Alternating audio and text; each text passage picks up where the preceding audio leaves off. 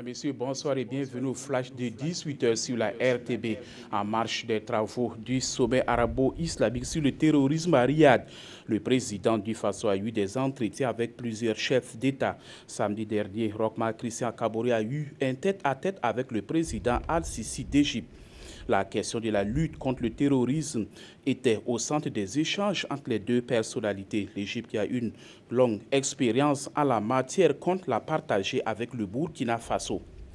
Le ministre de la Sécurité vient d'achever sa tournée dans la boucle du Mouhoun, dans les provinces du Sourou et du Nayala. Simon Compaoré a pu s'enquérir des conditions de vie et de travail des policiers et des gendarmes. Manque d'infrastructures, insuffisance de moyens financiers, d'équipements et insuffisance de personnel, ce sont là les difficultés que le personnel de la sécurité de ces localités a portées à la connaissance du premier responsable de la sécurité, Simon Compaoré.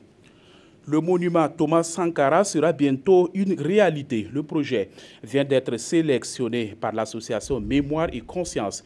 L'étape suivante, c'est le recrutement d'un architecte pour traduire l'idée en monument. Ce monument sera dressé sur le site de l'ancienne Assemblée nationale pour l'histoire, mais aussi pour honorer la mémoire des martyrs selon les initiateurs.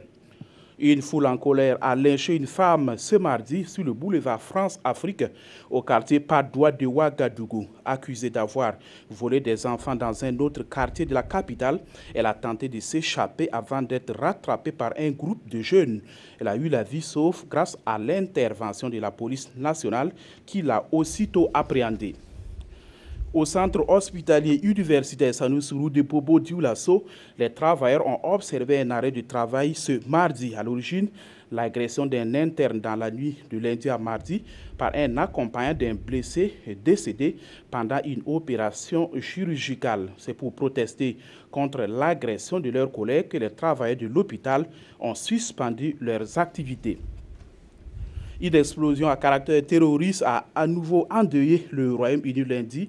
En fin de soirée, l'explosion s'est produite à proximité d'une immense salle de concert de Manchester au centre-ouest du pays. Ce soir, le bilan fait état de 22 morts. Les victimes ont été tuées par la déflagration. Une cinquantaine de personnes ont été également blessées. L'explosion s'est produite juste à la fin du concert de la chanteuse américaine Ariana Grande, qui fait partie des rescapés. Fin de ce flash, merci de l'avoir suivi. Passez une excellente soirée en compagnie des programmes de la RTB.